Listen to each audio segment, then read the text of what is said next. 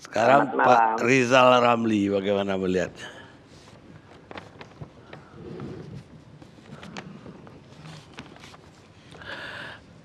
Gimana Pak Rizal Karni, saya ingin menyatakan satu hal, bahwa sebelum ada corona, ekonomi kita udah masalah.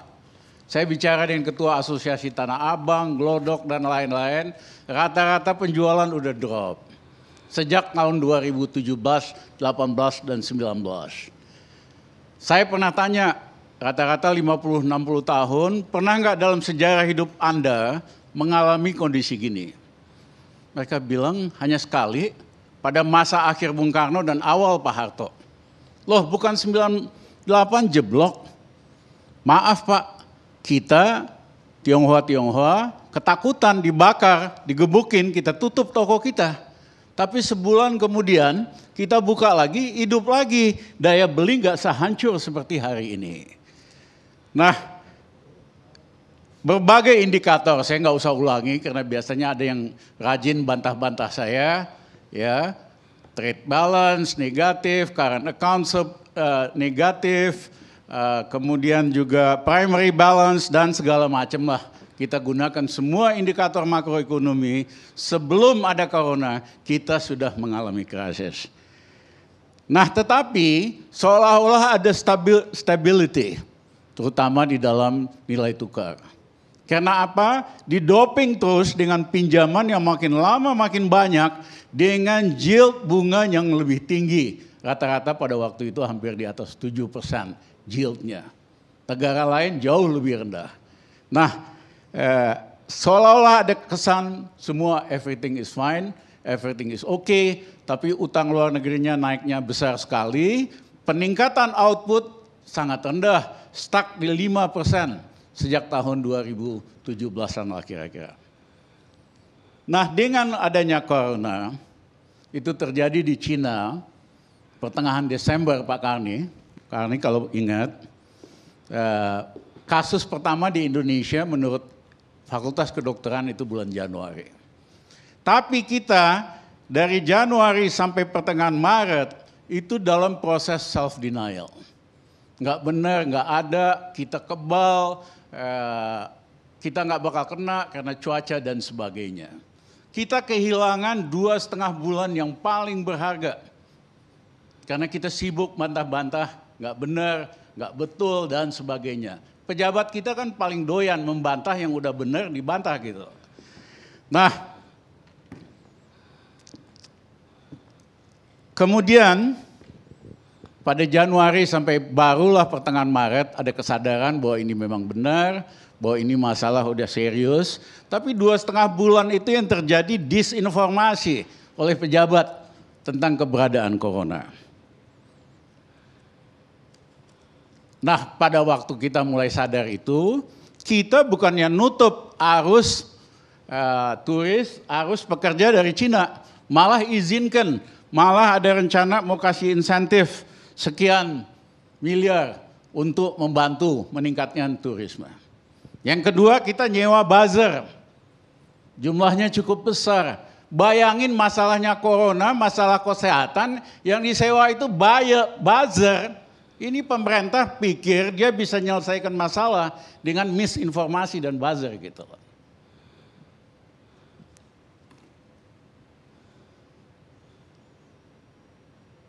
Ada juga pejabat yang tadinya super optimis kalau lihat pernyataannya. Ekonomi Indonesia bagus, makro bagus, stabil, begini, begitu. Tiba-tiba overnight, akhir Maret berubah menjadi super pesimis. Bahwa ekonomi Indonesia gara-gara corona, seolah-olah yang disalahkan hanya corona, bukan kebijakan sebelumnya yang super konservatif, yang ngawur, ya, dan tidak ada value added-nya, itu tiba-tiba menjadi super pesimis bahwa ekonomi Indonesia bakal anjlok minus 2%. Sebetulnya ini hanya alasan yang dicari-cari untuk menjustifikasi, memberikan alasan bahwa budget defisit bisa ditingkatkan dari minus 3% GDP ke 5% GDP. Karena kalau ekonominya masih positif, tidak ada alasan untuk menaikkan budget defisit jadi 5%. Ya, mumpung ada corona, budget defisit kita tingkatin supaya bisa ngutang lebih besar. Otaknya ini kan cuma ngutang, ilmunya itu nggak lebih dan nggak kurang. Nah, budget defisit ditingkatkan 5%. Kenapa? Karena berdasarkan peraturan, limitnya memang 3% dari GDP. Kalau enggak presiden bisa di-impeach gitu loh. Jadi ini nyelamatin presiden juga supaya tidak di-impeach, supaya bisa jadi 5%. Saya sendiri, mohon maaf kalau teman-teman perhatikan ramalan saya di dalam bidang makroekonomi, di dalam bidang corporate, rata-rata tuh nyaris tepat. Saya sendiri tidak sesuper pesimis itu. Saya masih yakin masih ada banyak cara supaya kalau anjlok pun ekonomi kita dari 5%, paling ke 2% atau maksimum 0%. Nggak sampai negatif. Tapi tiba-tiba menteri yang super optimis jadi super pesimis, hanya sekedar buat nyari alasan supaya budget defisit bisa dinaikin, supaya bisa ngutang lagi. Nah, dibikinlah Perpu nomor 1 tahun 2020. Mohon maaf, ini berpotensi melanggar Undang-Undang Dasar Konstitusi. Karena hak budget itu ada di DPR. Kok bisa aja tiba-tiba pemerintah punya hak buat ngubah APBN seenaknya? Kan sudah ada mekanismenya. Kalau ada apa perubahan indikator makro, tinggal dibikin RAPBN perubahan. Ya dari dulu waktu krisis juga kita sampai 4 kali kita ganti. Jadi APBN kita ubah-ubah terus 4 kali dalam 1 tahun. Jadi tidak perlu nerbitin Perpu di mana hak budget yang dilindungi oleh Undang-Undang Dasar mau diambil dari DPR.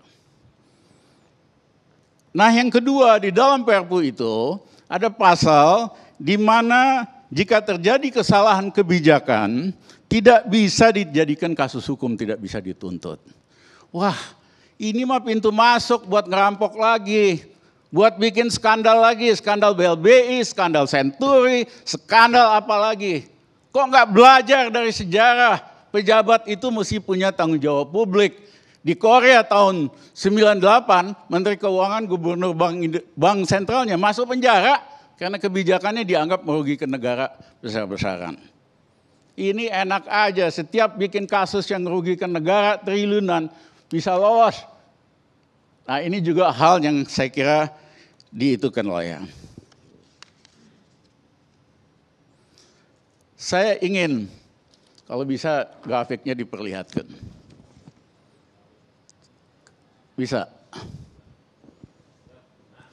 Ya. Kalau semuanya normal, ada corona, kita cepat responnya, mengambil langkah-langkah yang tepat, itu yang terjadi garis hijau. Dalam waktu antara 3 atau maksimum 6 bulan kita recover lagi. Grafik V. Tetapi kenyataannya kita ini garis kuning. Mula-mula nolak, gak ada corona, gak mungkin dan sebagainya. Langkah-langkah yang diambil terlambat. Bayangin buat nyediain awal-awal krisis. Buat nyediakan 2.000 alat kesehatan buat dokter aja kagak bisa. Ya, nah sehingga ini makin lama makin dalam. Respons makroekonominya juga lambat. Merentah pakai himbauan. Himbauan supaya yang kasih kredit atau leasing nggak usah bayar dulu, ditunda. Kok bisa merentah pakai himbauan? Merentah itu pakai peraturan. Saya dulu waktu zaman Gus Dur, kita berikan kredit, diskon kepada pengusaha kecil 50%. Ada keputusannya sehingga bank-bank bisa pakai sebagai pegangan. Ini presiden, ini nggak usah dibayar, itu nggak usah. Apa dasarnya? Banyak pengusaha motor yang pinjam motor datang ke leasing. Pak, keputusan presiden begini. Urus saja sana sama presiden, kita nggak mau kok.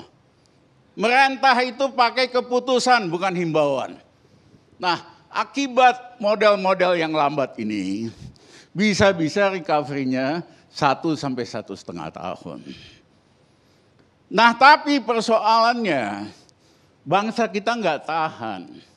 2 bulan aja nggak tahan. Apalagi kalau sampai 1 tahun.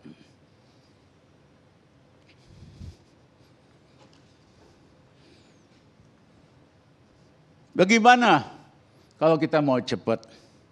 Saya setuju dengan Pak JK tadi. Fokus untuk menyelesaikan menghambat corona. Ya, yang lain-lain itu secondary. Karena kalau itu dilakukan, coronanya berhenti, ya dia balik lagi, pulih kembali. Tapi kalau kita cara menanganin corona masih penuh dengan disinformasi, tidak memberikan fakta yang benar, tidak melakukan hal yang apa diperlukan, makin lama ini makin panjang, ekonominya akan lebih ribet, yang berguguran makin banyak. Yang kedua, punya uang nggak sih pemerintah? Masih. Itu ada saldo Silva total 270 triliun. Hentikan semua proyek-proyek infrastruktur termasuk ibu kota baru yang kagak jelas itu. Yang ngerjain cuma McKinsey. Mutu kualitas risetnya juga payah kok. Ya hentikan dulu, pakai uangnya untuk menyelesaikan masalah corona dan kebutuhan dasar. Memang pajak turun. Tapi menurut hitungan kami masih adalah sekitar hampir 300 triliun. Yang ketiga, terima kasih sedikit sama Prabowo, nggak kedengeran suaranya. Tapi dia tidak tanda tangani semua proyek pembelian alutsista yang markupnya lebih dari 10%. Itu dia menghemat sekitar 3,4 miliar dolar diam-diam. Total 50 triliun. Karena biasanya markup pembelian alutsista itu ratusan persen, ada yang ribuan persen. Dia maksimum 10%. Di atas 10% dia nggak mau tanda tangan. Dia udah lapor sama Jokowi, setor sekitar 3,4 miliar dolar, itu hampir 50 triliun. Ya, tahun kemarin. Nah yang ketiga, cicilan hutang kita itu setahun 650 triliun. Seperempatnya, kira-kira 25%-nya itu bilateral dan multilateral. Kan banyak yang sok jago, ngaku hubungan internasionalnya hebat, kenal si ini, kenal si itu. Ini waktunya telepon kepala-kepala negara, kita delay dulu pembayaran ini 6 bulan. Nanti kita bayar lagi. Katanya banyak hubungan internasionalnya hebat. Mana? Ya, tinggal telepon kok. Lagi krisis gini pasti dikasih, ya kan, bayar 6 bulan dulu tunda pembayaran. Nah yang kedua, 3/4-nya itu bond-bond swasta. Yang bunganya selama ini ketinggian. Dulu 7%. Terakhir Menteri Keuangan nerbitin bond 4,3 miliar dolar. Kalau nggak salah yieldnya itu 4,5% atau 4,3%. Saya mohon maaf, Presiden Duterte, Presiden Filipina yang ekonominya lebih gawat dari kita, lebih susah dari kita, nerbitin bond, yieldnya hanya 2%. Kita 2 kalinya lebih mahal. Canggih banget Duterte dibandingin katanya Menteri Keuangan terbalik. Nah, menurut saya ini waktunya kita swap bond-bond kita yang jangka pendek, yang bunganya kemahalan, mumpung bond yield di seluruh dunia negatif. Di Jepang negatif, di Eropa negatif, Amerika negatif. Ya, kita bisa tukar kasih yield misalnya 1%, 2%, strukturnya diperpanjang. Sehingga dari cicilan 1 tahun 650 triliun itu paling tidak kita bisa hemat 200 triliun. Jadi kalau kita total tadi, Silva, anggaran pembangunan yang dihentikan, penghematan dari debt dan sebagainya, ada sekitar 900 triliun. Ya. Nah, apa prioritasnya? 200 triliun kita fokus untuk nyelesain masalah corona ini. Tapi enggak seperti sekarang. APBD atau apalah, ternyata saya dengar alat-alat kesehatan ribut di dalam karena masing-masing pejabat bawa ininya, bawa pengusahanya. Saya nggak putus-putus.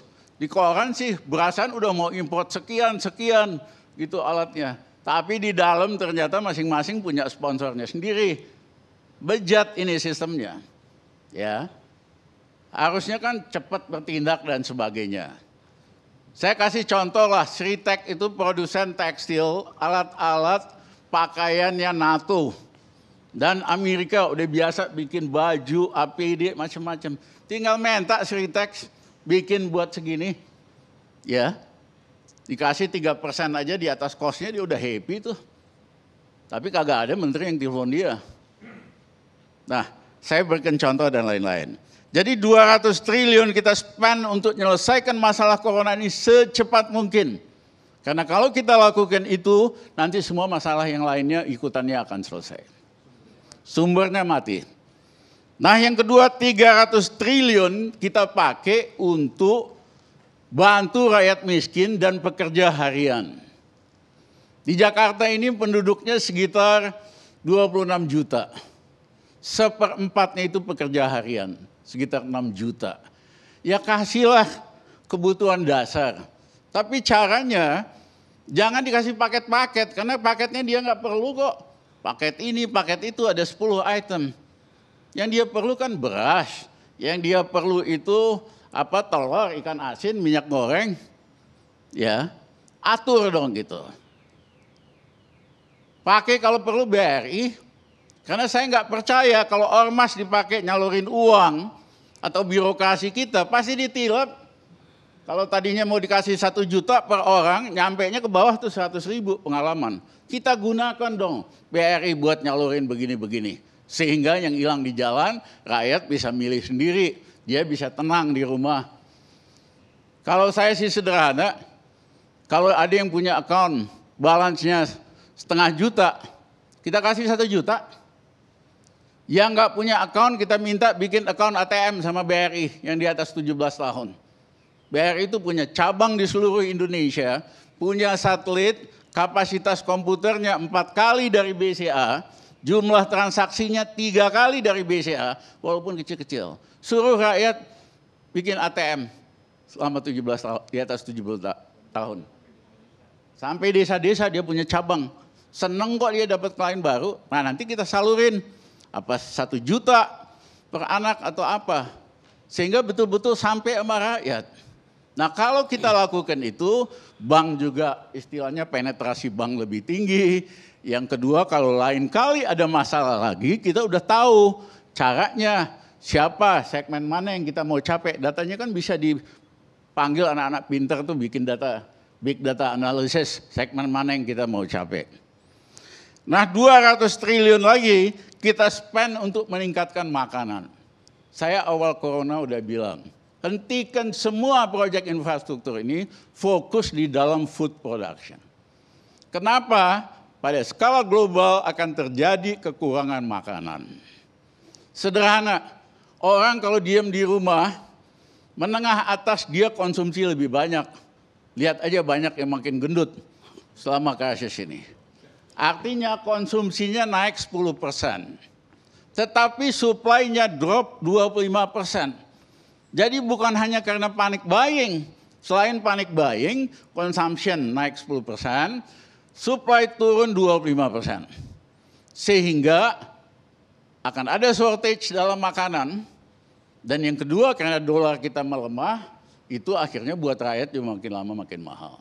Jadi kita spend 200 triliun untuk ngasilin makanan, sayur-sayuran, buah-buahan. Sayur-sayuran cuma 2 bulan, lain-lain 3 bulan. Bawang putih yang selalu kita import hampir belasan triliun. Kita tanam. Memang selama ini hanya bisa di Brebes sama Pati. Minta teman-teman IPB, ada dong tanah di tempat lain yang bisa. Nah kalau setahun kita bisa 3 kali produksi, tahun depan kita eksportir bawang putih. Jadi krisis ini kita gunakan sebagai kesempatan untuk memacu food production, termasuk beras dan lain-lainnya. Pilih aja 10 komoditi lah, jagung dan lain-lainnya. Itu rakyat ada kerjaan, kita nggak kelaparan rakyatnya. Kalau corona ini selesai, kita bisa jadi pemain untuk ekspor. Ya, karena di Thailand mereka putuskan untuk ngurangin ekspornya. Ya, karena rakyatnya banyak yang nganggur, dibagi Vietnam sama Thailand. Nah, surplusnya itu cuma 2 juta ton. Kalau mereka pakai lebih banyak buat dalam negeri, kita akan kesulitan loh. Yang ketiga,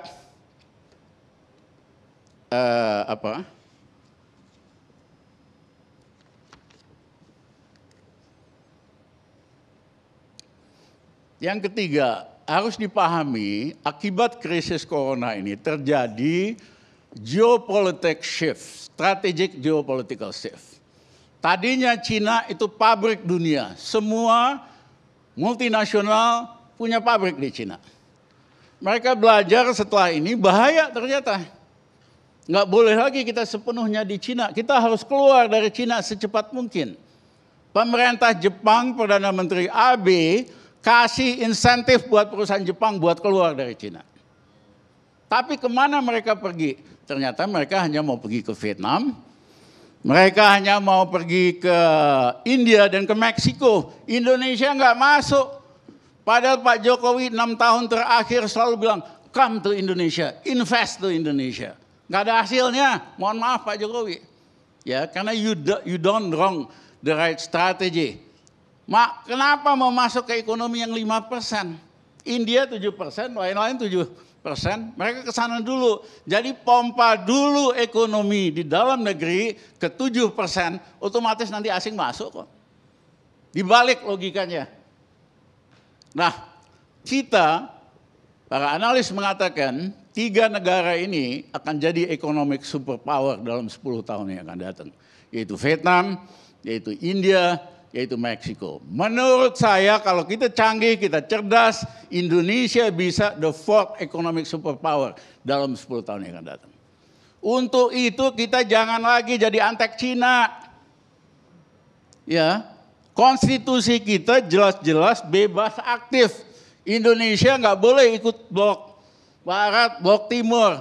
Kita harus bebas aktif. Selama ini kan takut banget sama Cina. Dia nyeludupin orang terus dan sebagainya. Jadi ini waktunya untuk menggeser politik luar negeri kita dan politik investasi kita dari sangat pro Cina jadi antek Beijing, jadi negeri kita sendiri, dan ini kesempatan untuk Indonesia jadi economic superpower.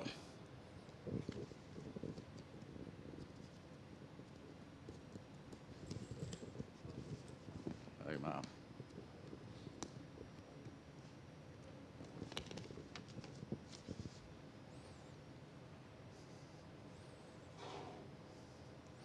Yang kedua, saya mohon maaf. Keempat ya, ada ide mau nyetak uang, printing money. Mohon maaf. Printing money pada saat pemerintahnya itu tidak kredibel, banyak KKN and abuse of power, printing money itu bahaya sekali. Pasti inflasi. Tapi yang penting begitu pemerintah Indonesia printing money, rupiah bisa anjlok ke 20.000 kok. Kecuali pemerintahnya jauh lebih kredibel hari ini. Nah, kembali ke grafik tadi, saya minta tolong dikasih lihat sekali lagi, Dek. Apa sih yang terjadi? Bayangkan samurai raksasa jatuh dari langit. Kita sok jago, walaupun kita raksasa, kita tahan ini samurai. Tangan kita bleeding, kita nggak sanggup. Kasarnya, Indonesia nggak kaya-kaya amat. Kalau ada perusahaan mau buyback saham, bleeding loh. Lihat aja semua grup-grup besar di Indonesia, valuasinya drop, ada yang 200 triliun dan sebagainya. Samurai itu harus jatuh dulu ke tanah, baru kita lakukan sesuatu. Nah, kita ini tidak cukup kuat untuk melakukan macro pumping. Amerika, berapa waktu yang lalu, pump 1 triliun US dollar. Hasilnya apa? Cuman berapa hari doang indeks di Amerika naik, habis itu anjlok lagi. Sekarang kemarin 2 triliun lagi. Seolah-olah mau naik sebentar, bentar lagi rontok lagi. Karena apa? Masalahnya di coronanya. You nggak selesaikan corona, mau lu pompa 2 triliun, tetap akan masalah. Nah, jadi jangan sok-sok makro pumping. Bank Indonesia sudah spend 300 triliun lebih untuk mensupport rupiah. Kecil efeknya. Bahkan kalau dia terlalu semangat, turunin lagi ke 15.000, spekulator pada beli tuh. Dolar, nungguin lagi, bentar lagi pasti anjlok lagi gitu loh. Jadi jangan sok jago, kemampuan kita terbatas, jangan lakukan macro pumping atau corporate pumping yang tidak perlu. Bereskan kasus corona, otomatis nanti semua akan lebih baik. Terima kasih, Pak. Cukup, Pak. Pemirsa, kita rehat sejenak.